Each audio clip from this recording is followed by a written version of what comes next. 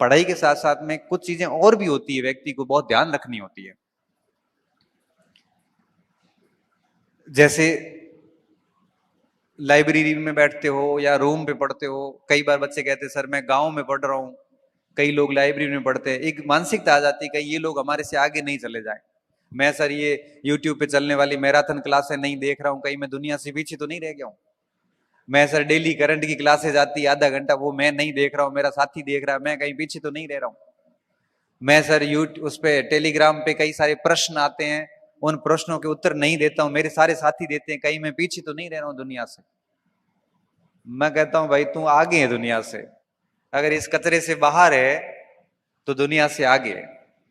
अभी टेलीग्राम पे कोई भी आके कुछ भी फालतू का प्रश्न करके पूछ के सो जाता और आप 4 घंटे परेशान।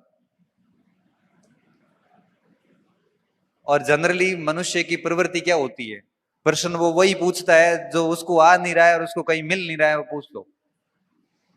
बहुत टेढ़ा सा प्रश्न, बाल की खाल निकाल के वहां डाल देगा, जिसका परीक्षाओं से कोई लेना देना है नहीं। और हम उस प्रश्न को लेके परेशान है। परेशान इस बात को लेके है कि आपकी सामग्री से सवाल नहीं आया, परेशान इस बात को लेके है कि इतना पढ़ने के बाद में भी आपको उसका उत्तर नहीं आया, जबकि उसका कोई मतलब नहीं होता। ऐसे चीजों से दूर रहें। यूट्यूब की दुनिया में जितने भी बड़े बड़े मैराथन चलते हैं, डेली करंट की क्लासेस वगैरह, मैं तो क्या इन चीजों के बड़ा खिलाफ हूं। मैं तो ये कहता हूं कि ठीक है 7 दिन में एक आधा देख लो, या फिर कोई एक आधी 2 महीने की किताब लाके पढ़ लो, मेन तो सब्जेक्ट पे काम करो। ये मैराथन से कुछ नहीं होता, किताबें पढ़नी पड़ती हैं बढ़िया तरीके से। कोचिंग कर रहे हो तो कम से कम कोचिंग के बढ़िया नोट्स वोट्स से वही रटो कम से कम।